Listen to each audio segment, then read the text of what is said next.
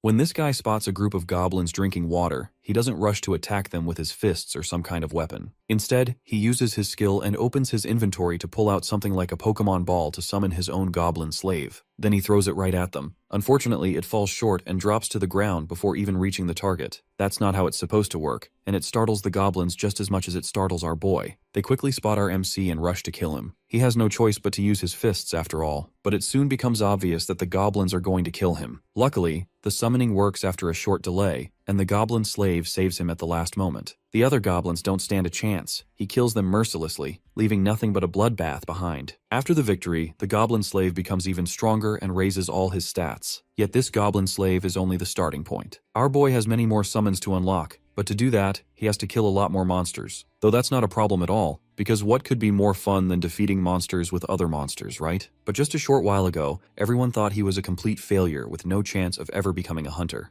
It's the proudest day for any graduating hunter, and our boy is no exception. At the Hunter Association Stadium, he finally walks onto the stage to receive his highly coveted hunter license, having officially graduated as an E-rank hunter. This youth is full of ambition, having worked his ass off to reach this point. You see, he is an awakener of the lowest rank, meaning he was born into this world playing on hard mode. He literally had to study twice as much as a regular awakener just to bridge the gap left by his mediocre rank. However, hitting the books hard did help him accumulate so much knowledge about dungeons and monsters that he currently stands at the pinnacle of theory, leaving even the most blessed awakeners in the dust. So, in this moment, he feels a deep sense of pride. At long last, he's being granted the privilege of becoming a real hunter. Unfortunately, the cold and harsh attendant distributing the certificates ruins everything. That arrogant man literally tears his certificate in two, claiming that being an E-rank hunter is worthless. Hanel might have been granted the title, but he can't function as an official hunter with such an abysmal standing. All the theoretical and tactical knowledge he possesses is completely meaningless if he doesn't have a high rank to back it up. Simply put, all his effort so far has been a pointless grind. Crushed by this reality,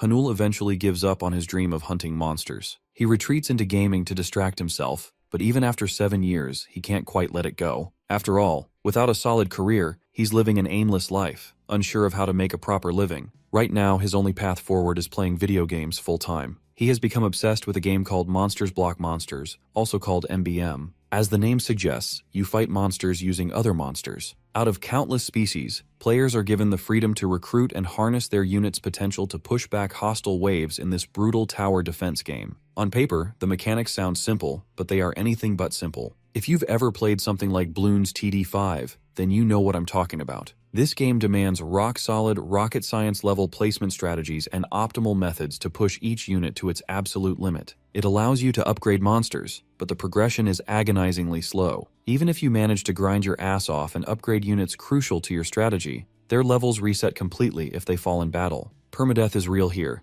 There is absolutely no way to recover the stats of a deceased monster. While these unforgiving mechanics make the gameplay thrilling, they've also attracted a ton of hate, earning it the reputation of being a historically trash game. For instance, the game literally allows you to take down a magnificent 3-star ogre using just a 1-star goblin if your strategy is flawless. But as they say, one man's trash game is another man's treasure. Hanul actually earns a decent living by live streaming this game because his sharp, critical thinking allows him to beat it with ease. Consequently, he's earned the title of a hardcore veteran within its community, Monsters Block. Monsters has been his only lifeline since his hunter career tanked. Unfortunately, he won't be able to pursue this path much longer, as this will be his last day playing this game. After all, the game developers are shutting it down.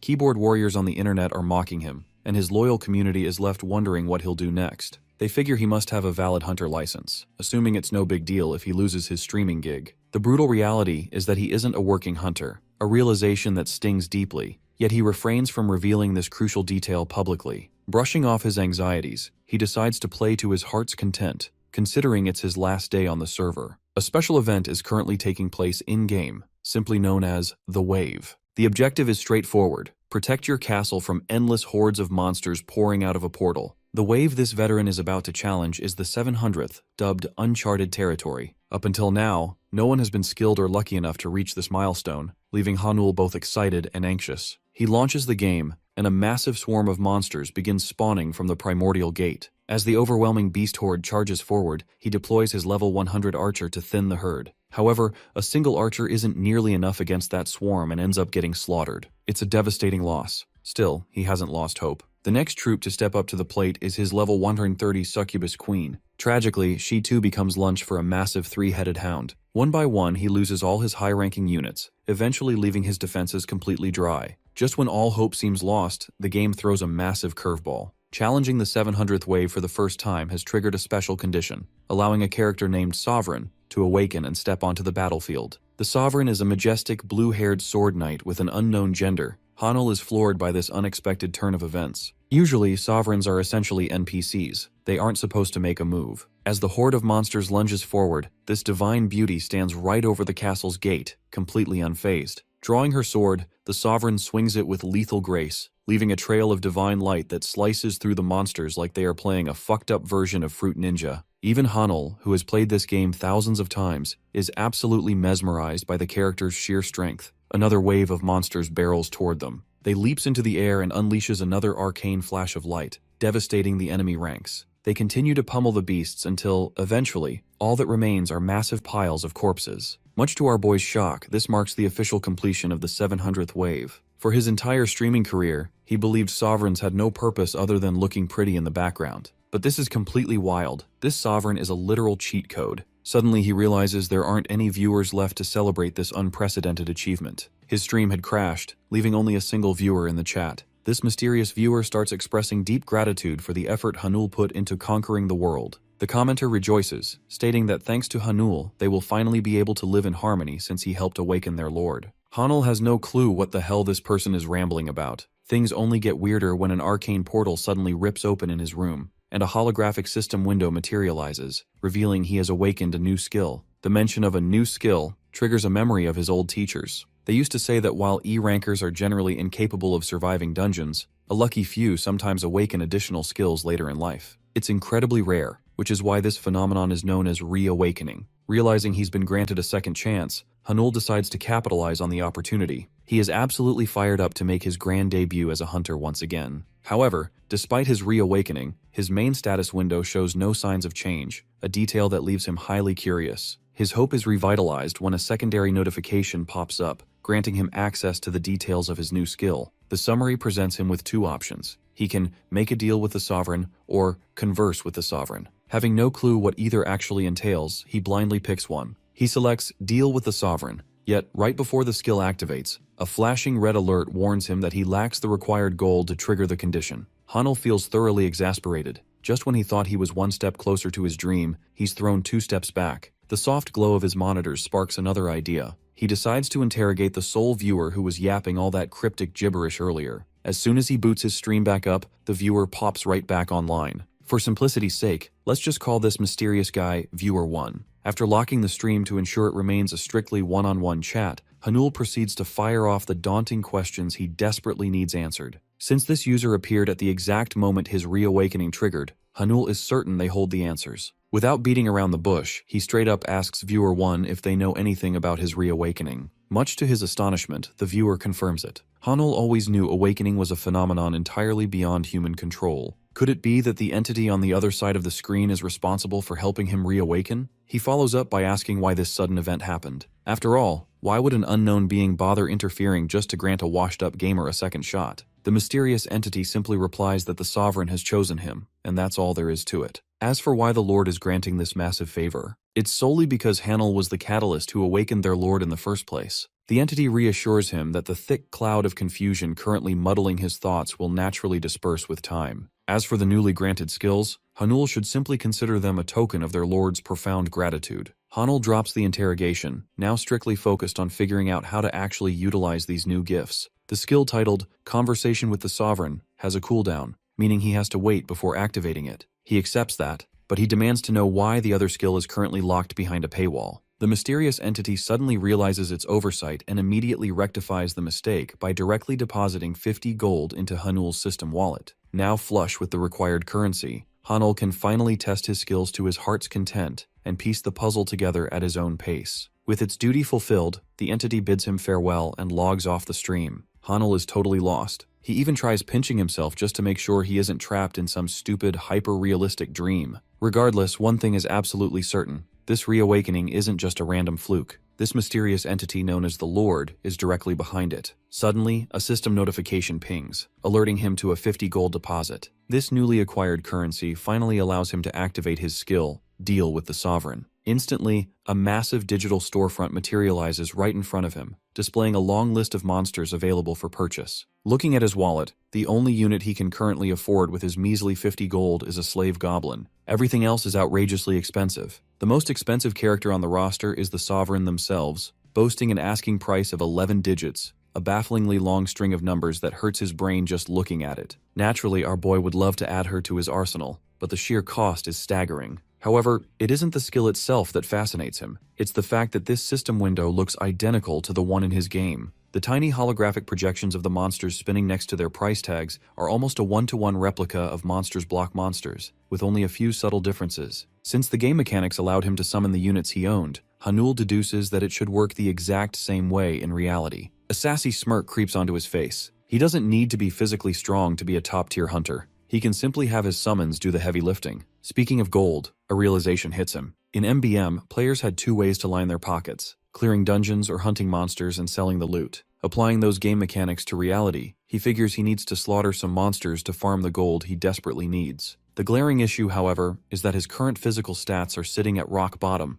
way too low to even hunt a lowest grade slime, let alone anything dangerous. Left with no other options, he confirms the transaction for the slave goblin. A blue pokeball consisting of his slave goblin materializes in reality. The scene shifts to the bustling Hunter Association building. Hanul is here to officially register himself as a solo E-rank hunter. After the receptionist pulls up his fresh record, she finds 4 available jobs suited for a rookie of his standing. Hanul carefully compares the options and deliberately settles on the one that seems the least suitable for his meager physical abilities: a goblin extermination quest in a remote village behind the mountains. The attendant quickly warns him that the designated area is completely out of reach for emergency support. If shit hits the fan, he will be entirely on his own. But that is exactly what our boy wants. The last thing he needs right now is to attract unwanted attention. While feeling a pang of pity for someone so young potentially throwing his life away, the attendant updates his status. Following biometric verification, the registration process concludes, and she promises to text him the relevant mission details. Hanul is cleared for deployment and practically buzzing with anticipation for his debut. Upon finally arriving at the remote village, the client who issued the commission comes rushing out to meet him. The old man is overwhelmingly grateful that a brave hunter actually accepted his request. After all, very few awakeners would volunteer to trek all the way out here for such a pitiful payout. Even so, the elder looks skeptical that a scrawny kid like Hanul can handle those nasty creatures alone. He genuinely worries for our boy's safety. Appreciating the old man's sincerity, Hanul flashes a confident smile and reassures him that he won't let those vile creatures defile the village any longer. Venturing deep into the forest where the goblin nest is supposedly located,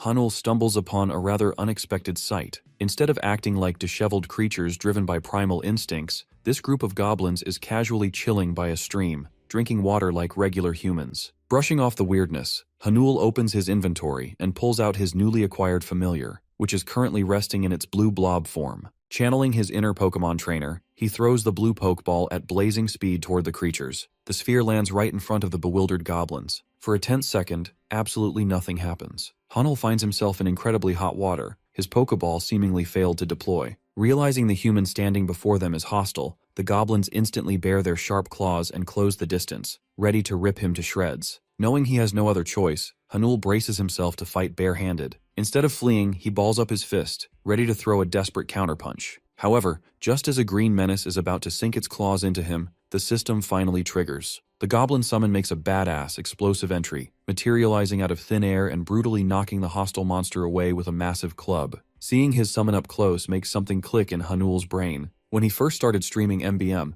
the very first monster he obtained was a standard slave goblin. Over time, he had equipped that lowly minion with god-tier items, evolving the trash-tier creature into an absolute chad that soloed 100 waves of ferocious monsters completely unassisted. He had named that goblin Gono. Looking at the familiar stats, it becomes glaringly obvious. This creature is rocking the exact same top-of-the-line A-rank equipment Hanul had grinded for. This solidifies his belief this is his Gono, brought to life. Gono goes absolutely batshit crazy, literally tearing the 2 frontline goblins limb from limb. The third and final goblin, utilizing its last few remaining brain cells, turns and bolts in the opposite direction. Unfortunately for the fleeing monster, Gano is equipped with Raven's wingbeat shoes. Moving like a literal flash of lightning, the familiar zips across the clearing and splits the final goblin into pieces before it can even scream. Hanul is left standing there with his jaw practically glued to the floor. He never truly realized how terrifyingly strong Gano was in a realistic setting. With the threat neutralized, the blood-soaked familiar trots back to his master, producing a surprisingly cute puppy dog face as he insists on a head pat for a job well done. Once again, Hanul is left speechless. He never expected to experience this wholesome side of a monster's personality. The system chimes, notifying him that Gano's affection level currently stands at 20 out of 100. It further details that reaching maximum affection will unlock a brand new skill. The usually pragmatic gamer, who was previously hesitant to even touch his summon, immediately drops to his knees and hugs the goblin like he is his long-lost brother from another mother. Back to the main agenda,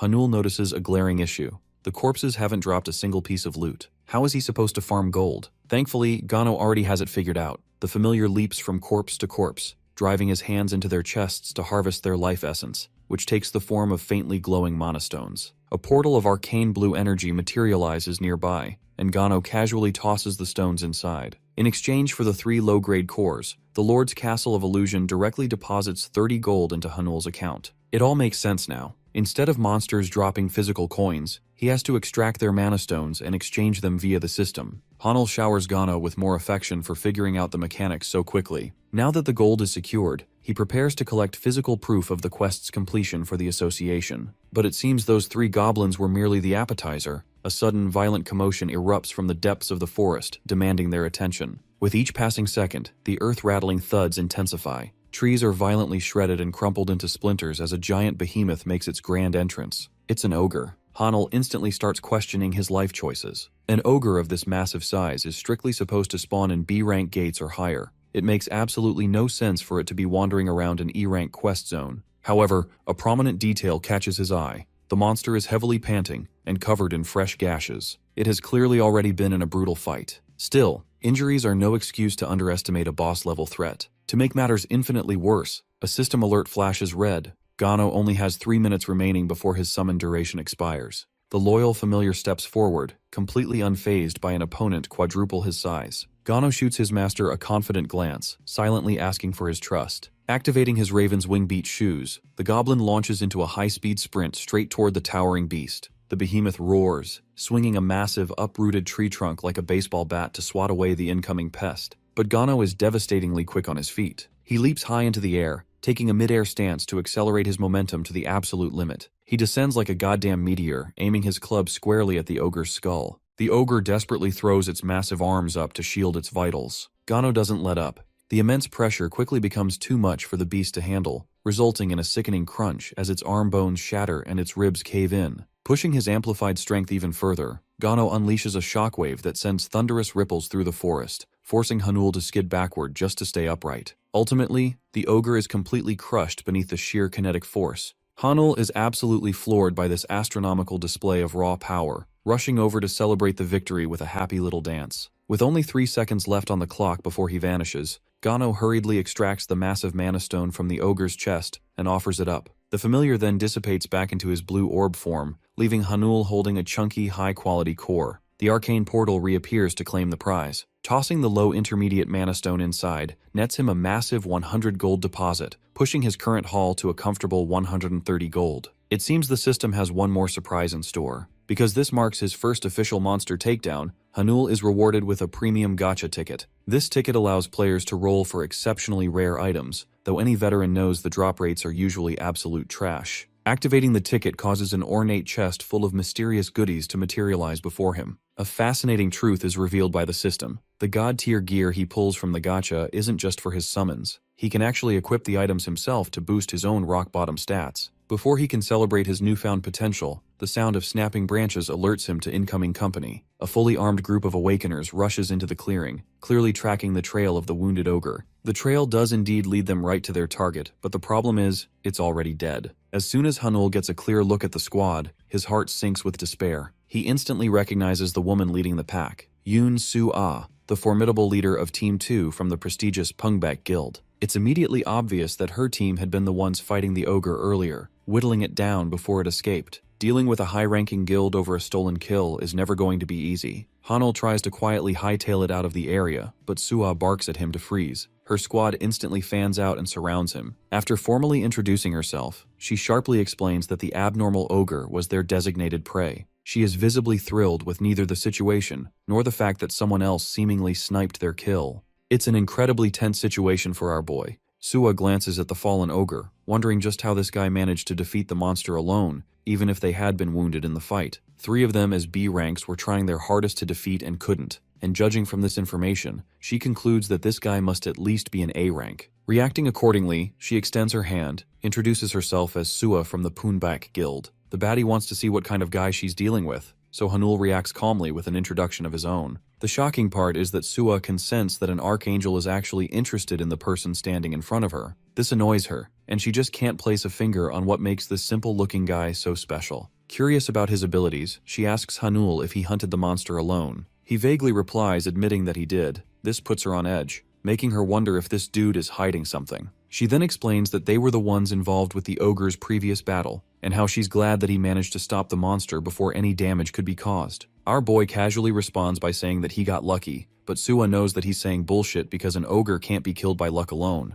Now, she's fully suspicious of him, and to react accordingly, she agrees to hand over all of the payout reward to the ogre they were chasing. Basically, the Poonback Guild will personally reach out to Hunter Hanul for his role and deal him the payment. This is a shocking favor even for Hanul, who can't believe that they're being too nice by handing away their own prey. Sua's sharp, because she adds a return condition, a question that she's been meaning to ask. Of course, our boy knew that the deal was too good to come for free, but he's surprised when this girl casually extends her phone. Hilariously, Sua looks like a petite girl trying to ask out her crush's number right now. Even she's flustered while asking for his number, while our Giga Chad dense protagonist doesn't even know what the heck is going on. The scene cuts to our boy meeting with the villager uncle who is greatly indebted to the hunter for saving their lives. Hanul is just happy that he cleared a safe path for them up the mountain, and learns how these villagers have had it rough. The chief wants to repay him. The offer comes in handy because Hanul is really curious to know about the location of the famous training monument landmark. The old man guides him down a path straight down, assuring him that he'll find it at the end, and that the same path inspires good luck. Hanul is in a positive mood even if he doesn't believe in superstitions. This is also where he manifests the treasure chest for the gacha pull. Basically, bro wants to maximize his luck before he opens up the notorious chest, hoping that something good will come out of it. His phone rings. It's actually Sua again, who messages him to arrange a reward for the kill. He's actually pretty stunned that she's taking great interest in him. The really interesting part is that she's even using her personal phone number instead of their guild. Regardless, Hanul isn't a simp and cares only about opening the treasure chest right now, one he'd never imagined he'd open in real life. Even though the drop rates on this thing are genuinely dogshit, he's okay for having a chance to obtain a high-rank item. Hanul doesn't even ask for much, only begging for an A-rank pull, and Hanul chants, "Open," to activate the chest, letting loose a shimmering light that manifests several different weapons from various ranks. The highest rank among them is the S rank, a blood red laced with golden armor. With the introduction concluded, the light glows a severe golden before turning into red. Our boy lays his eyes on the supreme artifact in awe, as the scene ambiguously cuts off from his reward. Back at home, Hanul sits pondering the current situation. Though he's found a way to amass gold, right now his hurdle is selecting to train his monsters, not knowing what's the issue with the system. On his current monster sheet, he can hire a goblin fighter, but to his shock, an ogre berserker is also available. A typical warrior goblin costs 70 gold, so that's not the issue. But the confusing part is the berserker ogre, which costs a whopping 420 gold, and even though it's out of his league, it's still available for hire. Suddenly, it clicks in our boy's head. The system only allows him to hire monsters that he's personally killed. If that story checks out, then it is understandable why only the goblins and ogre classes are unlocked, despite the gold difference. This means that Hanul personally has to hunt these monsters, and though it seems like a difficult requirement, with his earlier gacha pull, things look believable. By the way, bro didn't get that armor, and instead acquired unique grade glasses, buffing his stats and giving him a skill. He's actually surprised that a unique grade item even came to him. The artifact is top quality and is one of a kind. By the way, a unique grade item in the game is better than 3 or more A-rank items combined, making it an amazing pull. With the glasses, he decides to wear them to test their usage. Hanul checks them out for the first time and unlocks the Epstein files, the secrets of the universe. All of his stats are buffed by 5, and an added skill called Sage's Eye is now accessible. This skill allows him to infer details of his target's eyes and skills, with a usage of twice per day. Basically, it's like an appraisal or a scanning skill. Hanul is impressed with his stat boost and loves the unique effect, calling it insane even. Checking the details of the skill, he wonders if he should use it on an enemy to test the information, but that aside, this kind of object is exactly the kind of thing he needs right now. If he can inspect the monster's exact stats, hunting will become a piece of cake. Taking them off, Hanul shares his doubts about the glasses too, questioning why he's being favored by the system all of a sudden. The question of why he got chosen is drowning him, when suddenly, the system zooms a warning in his face for the incoming wave. He's advised to prepare his defenses as the system goes utterly ballistic, hammering notification after notification as he watches in shock. Hanul observes the game's screen, and to his genuine horror, he learns that a newly added 700th and first wave is going to start in 10 minutes. Bro doesn't even know how to prepare his defenses for the damn wave. All he can envision is the hellfire armies of monsters that are going to swarm him the moment that wave starts. This is like a level 1 thug facing the final boss. Bro is losing his balls and wants to decline, fearing the outcome. The system highlights that his failure against the monster invasion will result in the destruction of the Castle of Illusions, which means every single power he has available to him will collapse. And here comes the neat part. Hanul watches the future as he sees cities burning in the utter destruction of the world. Failure is death. The wave is about to begin, and Bro is questioning how he's going to stop those damn monsters. The blue gate spirals like a portal, resembling the exact one from the game, but Hanul is confused on why he's being forced to participate. Then there's the fact that his own participation results in a catastrophic world goes fuck all penalty. It's a genuinely crazy downside, but the system's decided it's round and will commence the wave in 10 minutes. Knowing that he can't overthink the current situation and merely has to act, our boy consolidates his goal to stop the monsters. The game has always been a simple defense game, with the objective of blocking monsters from attacking the castle. Think of it like a tower defense game. But because of this game's agonizing difficulty levels like Hollow Knight, strategy is the main element needed to stop the monsters, and even summoning them in the correct paces. Several defensive structures from the unified castle must be utilized alongside a bunch of items. After cooperating with all of these factors, the best strategy and tactics for each situation is devised. That's how the game works. Each control for our boy currently functions like a touchscreen. The first thing he does is check his monster inventory for the deployment. Apparently Bro has 5 deployable monsters. 4 of them are goblins, and the last one is an ogre. This is an interesting revelation, because apparently Hanul can use these creatures without having to hire them in this mode. He wonders if he can also access the strength of the Sovereign, but unfortunately it's not accessible or possible. Next he tries to rack up on additional troops with the spending of his gold, but the system stops him from doing that too, preventing any changes after the wave notification. Bro's getting cooked and starting to wonder if this damn system is secretly sabotaging him. The 7-0 first wave consists of Count Gular, as well as his elite unit of the Dragon Children. This dude is rated 6 whole stars, with an additional army of 61 dragons. A 6-star monster is not looking good for a fight. Star ranks are supposed to indicate combat prowess, and the rank also confirms the potential of each monster. It's obvious that if the difference between stars is too high, one monster will get squashed by the other. The real concerning part is him being tasked to deal with a fucking 6-star with his tiny squad of 1 stars. No matter what he does, the result is obvious. Bro's going to get annihilated by even a single dragon. Hanul doesn't even have gold or other monsters to help him in the strategy. Suddenly, the system offers him a unique benefit, allowing him 1 defensive structure and item that will be distributed to all his forces. Now, you might think it's some kind of huge help, but our boy is offended at the fact that this system expects him to clear the stage like this. The situation may be insane, but Hanul needs to make the best out of what he has, especially since he's the veteran of this god-forsaken shitty game. He starts manipulating the environment, figuring out a way to stop the wave from his experience. With only 8 minutes counting down, he blitzes as fast as he can, factoring all the different elements until the timer hits 15 seconds. After his preparation, the clock strikes 0. Hanul is ready to face the wave. The wave begins with the unleashing fury of the wyverns, swallowing the whole sky with their numbers. As their goal, they're targeting the tower or the castle in this case. The army is led by the Count. At the start of the wave, the wyverns are fiercely slamming the barrier, doing their best to crack an opening. The powerful Count is irked at the sight of his monsters being incapable. Several more wyverns gang up to break the reinforced structure, but this is all thanks to Hanul's strategy. The first thing he did is use the Infinite Barrier perk, buffing the defenses to 100 against any attack. The Infinite Barrier is invincible, but it has an added condition. It can only be used when the number of monsters is below the 2-star rank for the player. Well, despite our boy's best attempts to cast the barrier, one wyvern blazingly unleashes its breath, dealing damage and obliterating the barrier. Thanks to its effects, the shield regenerates, and is the only thing that keeps the barrier alive. There's one huge problem though.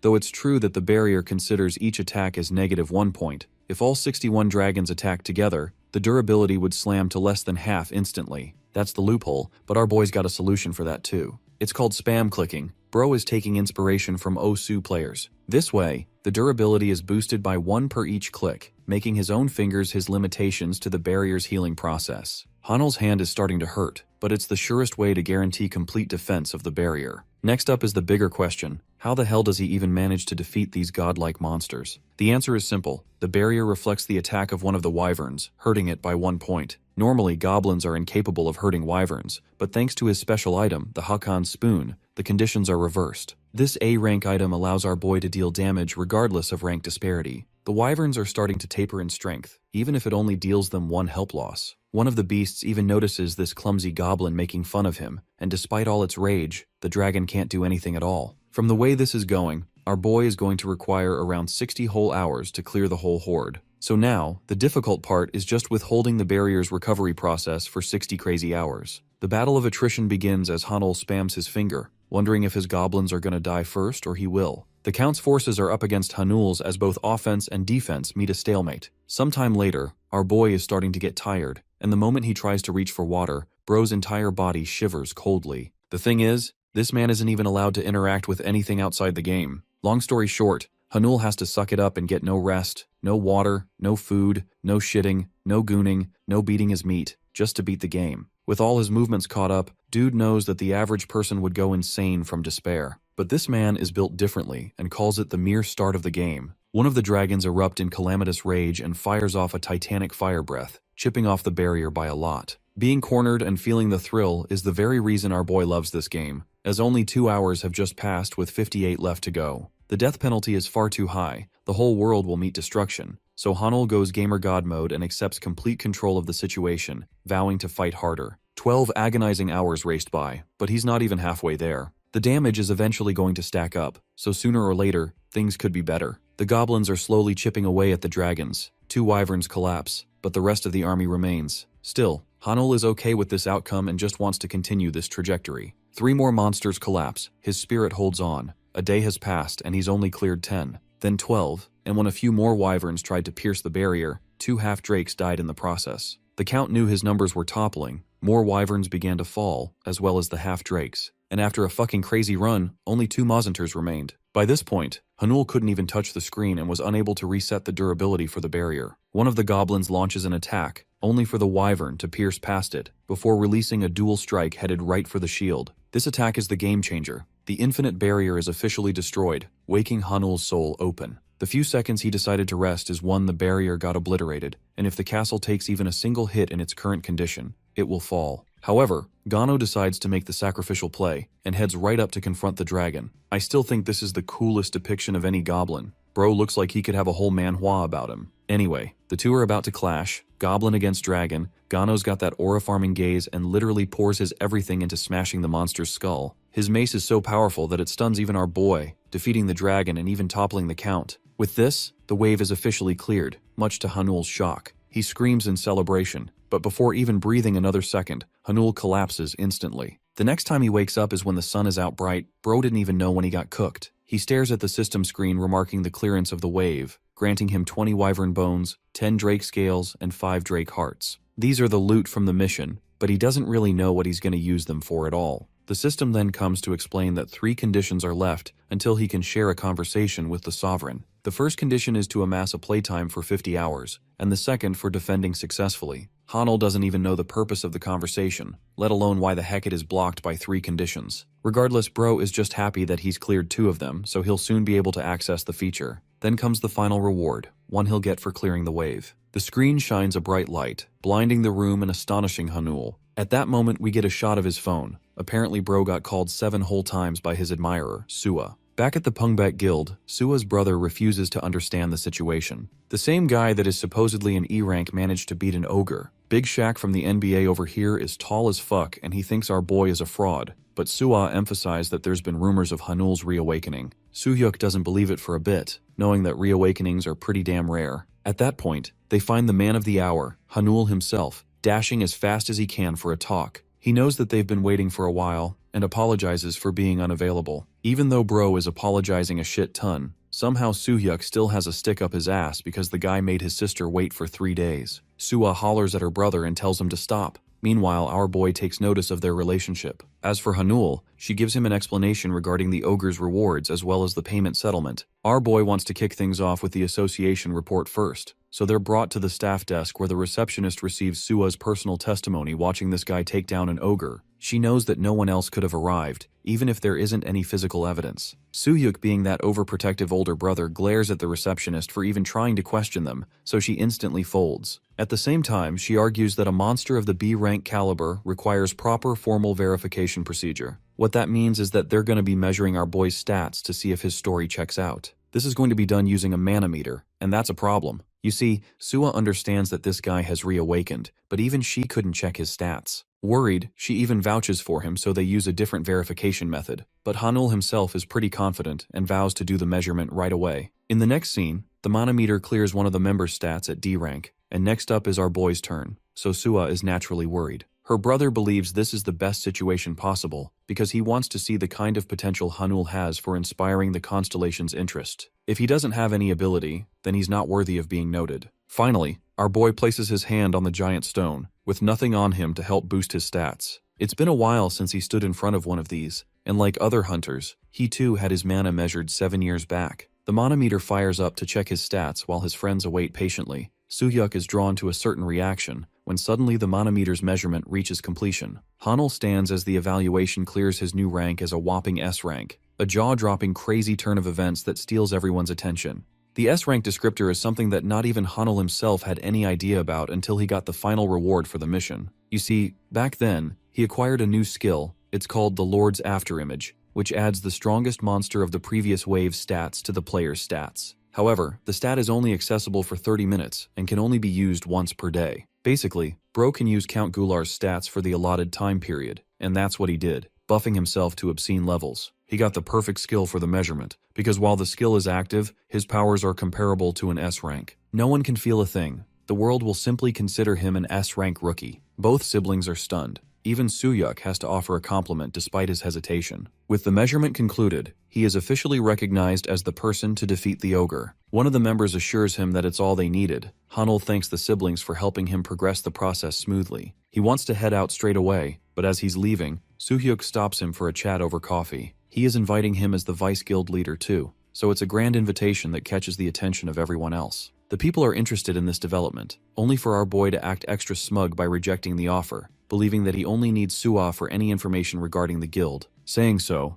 Hanul walks away from the scene, leaving her pissy brother at a loss for words. He comes back home and his face is everywhere on the news. The stream has just started, with the Hunter Association declaring his current rank as B rank. By the way, this is because the association doesn't allow a hunter to jump more than 3 ranks at one time. Well, even his own stream is having some commenters shitting on the trash game. Bro plays it chilly and acts like he's not the one they're talking about. The viewers are going crazy for the secret S rank who stood up to Soo-hyuk. They speculate that this dude might end up joining the guild, but also learn about the rumor of him rejecting it. While they're glazing and talking about him, Hanul adds that he's got some new content for the viewers. It's actually hunter-related content, but the viewers aren't as much interested. He decides to pioneer their interest by asking their suggestions to clear a specific dungeon. They're stunned that he's going to stream the entire raid experience, as that's considered straight-up illegal. There's a confidentiality agreement for hunters that can't be violated. Instead, Hanul intends to just post the clearance certificate and then tell the story himself. They all think his story is going to be peak. The guilds who are actively trying to hide the secrets of the dungeons will fail because of one streamer. One viewer suggests taking on the Mad Dragon's Nest, but then another drops 50,000 won for the Giant's Kitchen dungeon.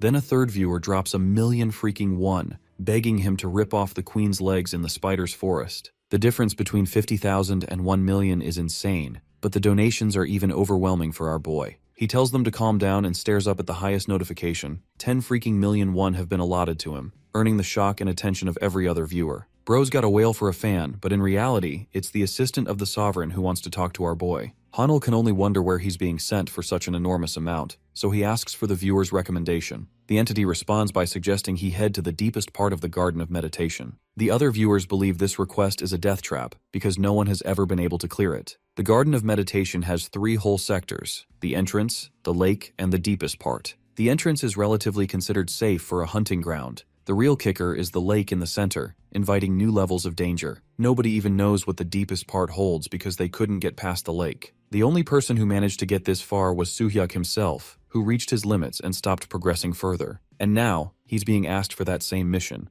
which is impossible even in Hanul's own analysis. Viewer 1 adds that he doesn't have to clear the dungeon itself. He is fine with the mission as long as Hanul reaches the deepest part. This changes up the difficulty a bit, though he's even assured added support if Bro ends up clearing the dungeon fully. The rest of the viewers vouch against this crazy request, knowing that it's going to get the streamer killed in the name of content. Admittedly, our boy knows the gravity of the situation, but he's okay with just reaching the deepest part and returning back. Then there's the fact that viewer 1 himself wants him to complete the dungeon, and even offered his support for it. Hanul really isn't looking forward to this mission, but ultimately shouts loudly that he's ready. Let's visit the Hunter Bureau, where the receptionist is taking his request to challenge the Garden of Meditation on a solo expedition. After hearing his interest in exploring the deepest part, she reminds him that it'll be the most dangerous journey on his own. Hanul tells her to just process his request, so she lodges him for something in a week. However, our boy urges her to make clearance sooner. It's not like he has to take anyone on a solo expedition after all. She offers him tomorrow for a slot, something Hanul is fine with. He's expected to come by at 4, and so Hanul leaves having made his appointment. While he's exiting the building, an interesting duo drops by, vying for his attention for a chat. We have Myung-hoon and So-won, both individual HR team leaders of the Aegis and Samurai Guild, meeting him. Our boy realizes that they must be familiar with his evaluation reset recently. Both Aegis and the Samurai Guild are thrilled to welcome him aboard. They're actually 2 of Korea's big 3 guilds. They are both interested in offering way more attractive terms than whatever Pungbak asked of him. But our boy is genuinely uninterested in any guild conversation and walks away focusing on his mission. He doesn't really have any consideration for joining a guild as it will hold him back. What he needs to prioritize is the dungeon. And speaking of it, Soo-hyuk receives a fresh report from our boy himself about his mission. Hanul explains his intention to reach the deepest part, the same part that not even Soo-hyuk couldn't reach. That's why he's calling the S-ranker for information. Of course, Soo-hyuk knows that he doesn't have to give up anything until our boy reveals that he's got a secret way to clear the dungeon. This statement stuns the vice leader, while our boy assures him that he'll publicly announce that he cleared the dungeon with Pungbek's help. This creates an equal incentive to share the information, which is why Soo-hyuk is willing, though he's curious if Hanul really has a way to clear this dungeon. Our boy asserts his confirmation, so the vice leader acts upon another proposal, urging him to join the guild. Of course, our boy denies immediately. Right when Soo-hyuk tries to pretend that he's the only one showing interest, Hanul shares that both Aegis and Samurai guilds have respectively contacted him too. This information hits the vice leader like a truck, because it only confirms that the other 2 leaders are making a move on the fly. Hanul presses on, believing that Pungbak's offer holds little regard to him. Defeated in the negotiation, Soo-hyuk agrees and makes one thing deliberately clear. He doesn't have any information on the deepest part, and that the dungeon structure could have changed over the course of the year. Hanul is okay with that and makes the best of what he can. He arrives at the designated spot wearing his glasses, and immediately the men in front of him take notice. Kwangsu introduces himself as one of the Bulgul Guild. Our boy returns the greeting, but the Baldy already knows a crap ton about the kid thanks to the evaluation. He's a stuck-up who hasn't worked with an S rank before and takes issue with our boy applying solo. Bro's a sore loser and rudely explains that his guild has a mission to carry out, so he's not going to offer any help at all. Feeling no threat at all, Hanul agrees to the setting. Egghead walks away acting like S rank means nothing in a real fight. Even Hanul didn't expect these guys to be on their period on the first day. He's lucky to have gotten in, but for dungeons like these, a minimum party size is required with a month-long reservation. The party members have waited for a while and our boy managed to get in on day 1, so they're upset about that. Regardless, he activates his Sage's Eye to infer their ranks. All of them are garbage and won't be able to keep up with our boy in the deeper parts. This means they could be being used for spying. Regardless, Hanul knows he won't be running into them. The baldhead turns back to question why he's smirking. Hanul tells them he remembered a funny joke, but the idiots are so insecure that they take it as offense and want to beat him up. In the middle of this, the staff member opens the gate for the dungeon raid, inviting crackling green lightning. The hunters are told to speedily advance or else the gate won't hold, and it's actually our boy's first time entering a real dungeon. Hanul heads inside, curious to see what awaits him, as the system screen outlines basic details like dungeon capacity per raid. Here, the Sovereign's servant bids him the best of luck with his support, partially modifying the landscape of the dungeon. The party members are here, but Egghead senses that something is wrong from the start. He can barely recognize this damn place as it's nothing like the entrance. Bro sees Vietnam flashbacks while his buddies are questioning why there's a lake here. The entrance isn't supposed to be like this. Some of them even know about what it looks like. It's a first for Hanul, who understands that the entrance is meant to be an easy clearance. From the information that Soo-hyuk described, this version is nothing like the entrance at all. Then our boy realizes something. The system screen officially announces them with a new briefing, welcoming the hunters to the lakeside. The hunters are pulling their hair for an explanation, while the system shares the pig mallets massacre. This is their mission, to protect the pig mallets from the hands of their slayers until the night. Passing this mission earns passing through the lake and grants entry to the deepest part. But if they fail, every single challenger will die. This is a critical downside. The C rankers are losing it, and they are not ready for this mission, to the point Kwang-soo's men want him to bail out. But the moment they try to access their status window to bail out of the mission, these guys realize they can't quit at all. Egghead has been trying to escape for a while now, but he's stuck all the same. The current number of pig mallets is 130, with 2 already having been slaughtered, dragging the number down to 128. Kwang-soo is panicking and asks the local S-rank hunter for an explanation, asking for any clues on how he could help them. Our boy calmly explains that he doesn't know a thing about what's going on, though he has information regarding the lake. His words light up Kwang-soo's confidence, as he begs our boy to fill them in with the information too. They're happy to assist in any way they can.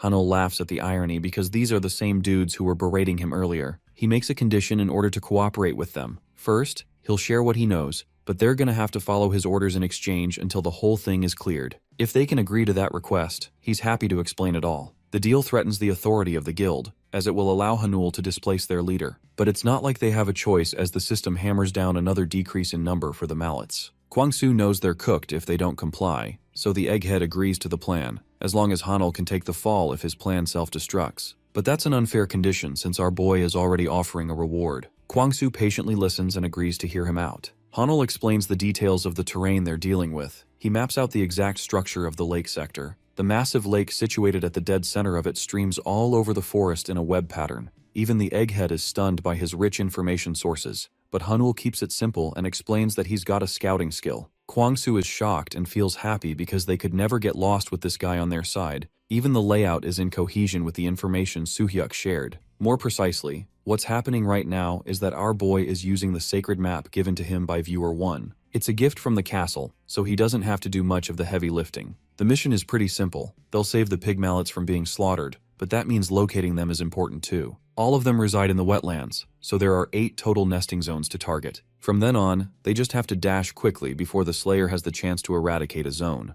Hanul intends to gather them into a collective spot for easier defense. That's about the start of the plan, and he wants them to act immediately as the number topples further down. Even as they're not doing anything, they're losing numbers, and because of that urgency, Kwang-soo's group blasts away to locate the zones. Though he's curious what the S-rank hunter intends to do, to which Hanul explains that he'll handle the pig mallet solo. The guild leader leaves him to his business, allowing our boy the privacy he's been meaning to have. His goal is to scout the area using the map of the lake. Apparently there's a hidden mission in this zone with a special reward, and our boy mainly wants to fulfill that mission. The hunt is about to begin, but first, he needs to figure out 2 things during the scouting. The hidden mission itself, and then the identity of the slayers killing the pig mallets. Apparently there are several kinds of monsters here, so he's gotta know who they are. Spying on a group, Hanul observes a bunch of lizardmen looking beefy as hell. He's actually stunned and realizes that these guys must be the slaughterers responsible for killing the pig mallets. His plan just got a whole lot more complicated, because even though the lizardmen are only at a D rank level, a huge pack of them is a pain in the ass to deal with. Knowing he shouldn't engage in combat, Hanul tries to leave when suddenly, 2 idiots waltz in talking smack about him. The worst part is that they're both headed in this direction, jeopardizing our boy's safety in the process. The big mouth is talking high and mighty until this man's head literally gets taken right off his shoulders. One of the monsters lunged right in and slaughtered the human. His head spools out blood. Watching the merciless lizardman pop out of nowhere, the other dude gets riled up and tries to attack the monster recklessly. His rage-filled fists attack the creature with every punch. Bro's fury knows no bounds as he lands the final attack. But here's the shocking part. None of that did any damage at all. This is because the lizardmen collectively have access to a swarm team bonus. That same tiny D-rank monster they had, it experiences a 2-stage evolution and jumps up to B class when they're together. Because of this insane buff, the creature rips his arm right off his body, rendering the guy screaming for his life. Then, the monster takes its weapon and is about to deal the killing blow, when suddenly, the King of Aura himself, Gano, arrives and blocks it. This Chad of all goblins has been summoned to even the odds. The C-ranked guy from the Bulgul Guild cannot believe his eyes, that he has just been saved by a lowly goblin slave. Hanul shows up from behind and reminds the big guy that he asked them to stay at their designated places in the dungeon. The big guy explains that he simply got lost along the way, and somehow ended up in this section by mistake. Hanul tells him to retreat and take care of his wounds while he handles the lizard man himself. He then orders Gano to quickly clear the surrounding monsters. He is already short on time and still needs to locate a special quest hidden somewhere in the dungeon. Gano moves immediately and activates Raven's wingbeat. He dashes past the lizard men so fast that they can barely track his movement. The named goblin slave takes down one monster after another before the lizard men even realize what is going on. Meanwhile, Hanul stands calmly, watching the fight while enjoying as a spectator. Even though the lizards heavily outnumber Gano, he knows they stand no chance against him. Just then, one of the lizard men seems to use all its brain cells at once. It realizes that attacking Hanul directly might be their only option and suddenly leaps at him, aiming for a one-shot kill. Hanul instantly activates Lord's Afterimage and draws the stats he gained from Count Gular in the previous wave. Getting S-rank strength for half an hour, he easily knocks the monster away as if it were nothing. By that time, Gano has already finished clearing the remaining brain-dead lizards. Hanul praises his goblin servant and pats him, even though he finds the whole interaction slightly sus, and as expected, the goblin blushes while the affinity increases by another 10 points. He then sells the mana stones he collected and earns some easy gold. Since this is his first time selling a lizard man stone, the Lord's Castle of Illusion grants him a bonus reward. Luckily, once again he hits the jackpot and receives another gacha pull ticket, which he decides he will spin only after the mission is fully taken care of. Gano then taps at his wrist, trying to remind Hanul that his time limit is about to run out. Just as Hanul starts wondering whether there is any possible way to deal with the ticking timer, the goblin slave suddenly begins to resemble those greedy goblins obsessed with gold. At that exact moment, the system pops up with a notification, informing him that he can simply pay 5 gold for every additional 10 minutes if he wants to keep his monster summoned longer. The streamer dude finds this move extremely lowly of the system, noting how it constantly tries to suck him dry whenever it gets the chance, but he also knows he does not really have another option available. Before he can think further, he hears a strange rumbling noise, and suddenly a massive herd of pigmallets comes charging straight toward him. Sweat slowly trickles down his face as he wonders how he is supposed to control such a large group of what should be easy targets. Once again, Gano steps in to save the day by communicating directly with the pigmallets. The goblin captures their attention and passionately praises his master, telling them how much Hanul genuinely wants to protect and save them.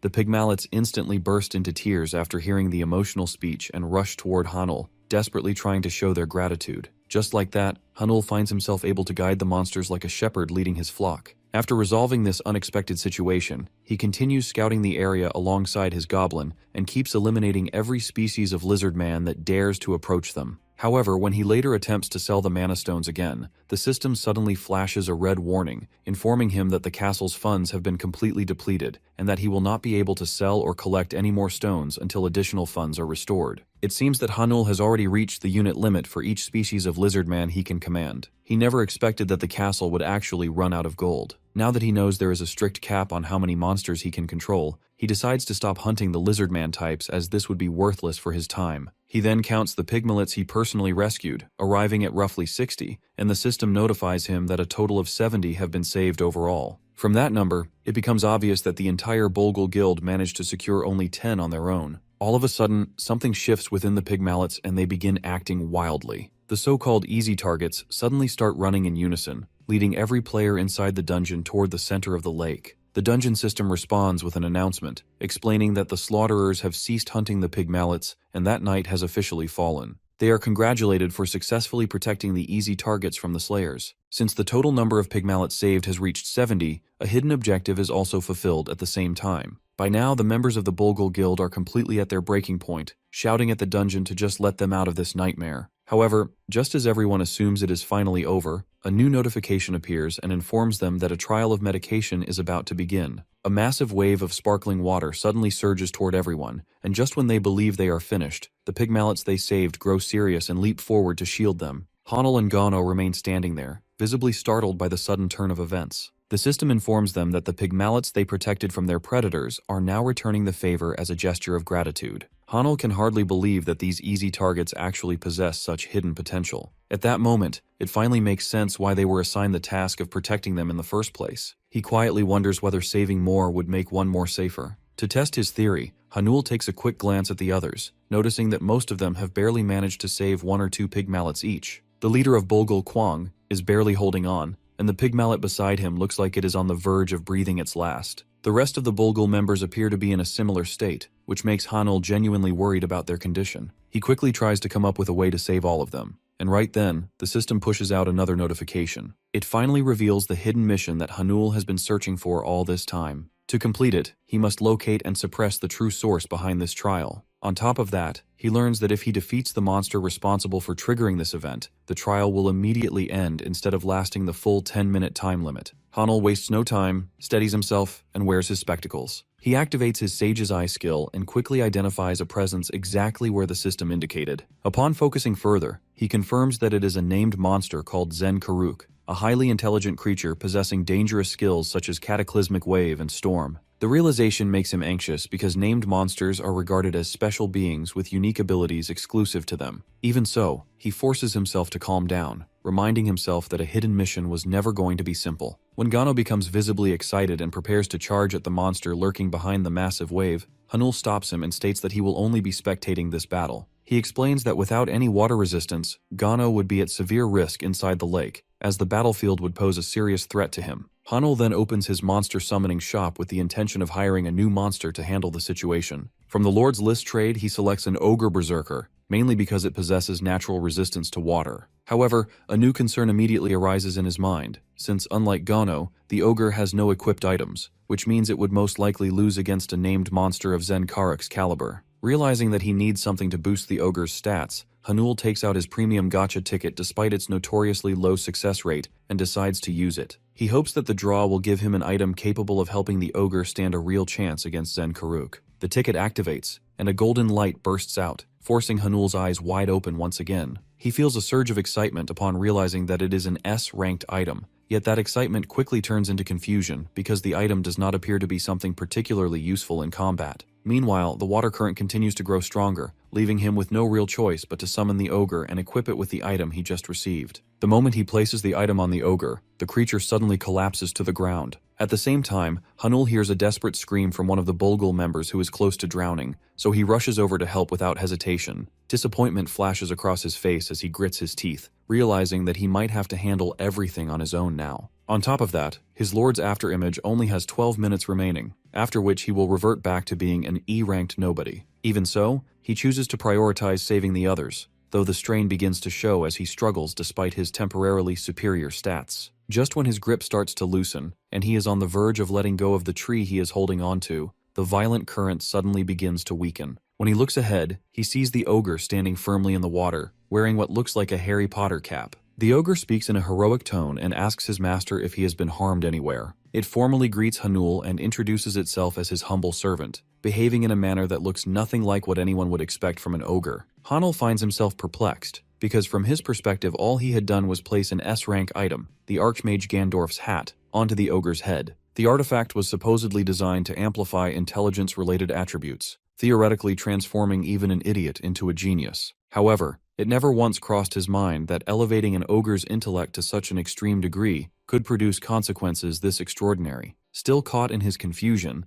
Hanul questions his servant, asking how it is even possible for him to articulate words so clearly and hold a proper conversation. In response, the ogre confidently flexes his muscles and explains with evident pride that the hat bestowed upon him by his master has altered his being, reshaping him into an entirely new version of an ogre. Following this declaration, the ogre respectfully lowers himself into a deep bow before Hanul and humbly requests that his master issue a command. Hanul answers that prior to giving any direct orders, there is something he wishes to clarify. The ogre readily agrees without hesitation. Hanul then inquires whether the monster is now capable of wielding magic, to which the ogre proudly responds with a yes, explaining how he just imbued his log with it. Hearing this explanation fills Hanul with excitement, as the circumstances finally appear to be turning in his favor. Seizing the momentum, he instructs the ogre to advance directly through the violent storm while he himself follows closely behind. Without delay, the hat-wearing ogre begins forcefully pushing his way through the overwhelming surge. Hanul even gives the ogre the name Odolf and tells him that he is depending on him. The moment he hears his new name,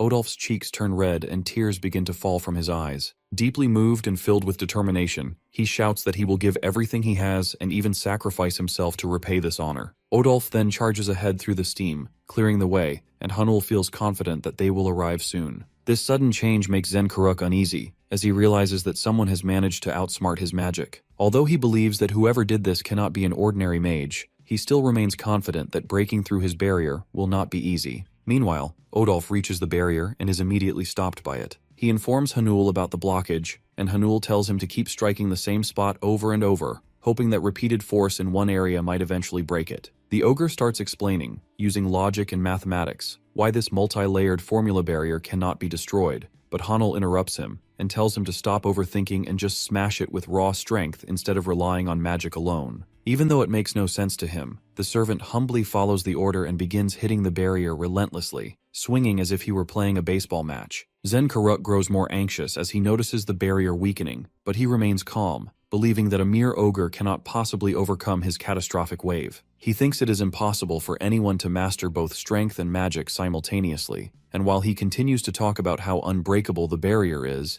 it unexpectedly shatters. This completely surprises the lizard Zen Karuk. He tells himself that only an ogre who is also a mage could manage something like this, which should be almost impossible. Looking at the ogre wearing a mage's cap, he cannot believe that his magic seal has been broken. He starts wondering if the ogre is actually an ogre shaman. When Hanul asks the lizard if he is Zen Karuk, the lizard does not respond. Instead, he focuses entirely on attacking the enemies in front of him. He assumes that the ogre shaman must have drained a lot of mana, and that this will give him the advantage over a weakened foe. Just as the lizard is about to cast a powerful attack that could kill anyone instantly, Hanul tells Odolf to try a long-range spell to interrupt it. Hanul expects a fireball or something similar, followed by a charge at the enemy, but the ogre simply throws the log at Zen Karuk. The lizard does not notice that a real log is coming at him, and arrogantly claims that he has already won, insisting that no magic can break his barrier and that he had anticipated this attack. However, when the log finally hits, all of the lizard man's confidence shatters instantly like fragile glass, and he collapses defeated on the spot. Hanul turns to his massive servant and comments that the spell he used merely looked like a log being thrown, and Odolf immediately apologizes, explaining that he has not yet learned any proper spells. The scene then shifts to the Pungbak Guild headquarters, where the leader is being pressured to hire the newly awakened S-ranked hunter Hanul quickly, before their rivals get the chance to snatch him up. Despite their insistence, he sees no need to pursue some measly S-ranked hunter, since he already has so many to spare. Back in the dungeon, Zen Karuk has been successfully defeated. Odolf carefully picks up the mana stone and brings it over to Hanul. Hanul praises the big guy for his hard work, but Odolf humbly insists that it was only possible because of his master's guidance and support. After they finish exchanging words of acknowledgement and fighting for who gets the credit, Hanul sells the special soul stone to the castle. The castle then computes the rewards, which include a special zone development permit, another gacha ticket, and a small amount of gold, slightly reduced due to the lack of funds in the castle. Furthermore, Hanul now gains the ability to use Zen Karuk during his wave defenses. He decides to leave checking the rewards for later and heads back for the time being. When he returns, he finds only the blue-haired female hunter from the Bulgul Guild conscious. She immediately asks if he has managed to save them all, and thanks him humbly for his efforts. Hanul inquires about the rest of her guild members, and she tells him that they are all alive and have begun to receive proper treatment. Just then, the leader Kwang arrives and asks to have a word with Hanul. The guy almost barges at him as if he is about to punch him, but unexpectedly he drops to his knees and thanks Hanul on behalf of his guild for saving everyone. He apologizes for how he treated Hanul when they first entered the dungeon. Hanul finds it unbelievable because he never expected the brainless musclehead to actually be capable of apologizing. He offers his hand to help Kwang up and tells him to get back on his feet and look after his guild members who still need him. The two shake hands, and Kwang's eyes fill with tears as he promises to remember this debt and repay it someday. The system then notifies them that the trial of the meditation has been successfully overcome and gives them the choice to either stay back or proceed to the deeper areas. Unconscious hunters are sent back automatically, but all others are given the option to choose. When Kwang learns that Hanul plans to stay, he tries his best to convince him to retreat for now, assuring him that they will help him regroup and return after getting fully prepared. However, when Hanul shows Kwang his monsters and explains how he already has reliable teammates to back him up, Kwang gets scared and finally understands why Hanul still wants to continue, stopping his attempts to persuade him further. All of them express their gratitude to Hanul and leave, while our boy stays behind to push forward and complete the dungeon, a feat that no one else has ever managed. Since he has also completed the hidden mission, the dungeon system informs Hanul that he will be granted a special reward in addition to the standard ones he is receiving. The scene then shifts back to Choi Kang, who is still being persuaded to hire the new S-ranker. The vice head Pyo Myung-hoon, along with his sister, tries to explain why their top guild should bring him on board. The leader, however, keeps on rambling that they themselves are in a tight spot, and moreover, since the S-ranker is still officially registered as B-ranked in the guild, he does not see this as necessary. Just then, he receives a notification that a red pattern dungeon has been detected, indicating a higher likelihood for a dungeon break to occur. When he sees that the place is the Garden of Meditation, which is the same location where Hanel has gone, the leader decides to pay it a visit. A few hours later, the guild leader, along with his subordinates, arrives at the dungeon site and inquires about the situation. The dungeon force at the location explains that the dungeon has shifted into a red pattern one. They add that they have already evacuated the nearby civilians and that they will be needing the Pungbak Guild's assistance to handle any emergencies that arise. Myung-hoon shouts, asking about the hunters inside, upon which the man in the black suit replies that 6 hunters have managed to make it out, but 1 hunter has entered the deepest part of the dungeon. Right then, the guild leader of Aegis, Ma Dong, and the leader of the Samurai Guild, Sana Rei, also arrive. All of them are deeply interested, as this is the first time a single hunter has been able to reach the deepest part of this dungeon. They are confused as to who could be capable of achieving such a feat until the man in the black suit confirms that they have been informed that the identity of the person is Hanul.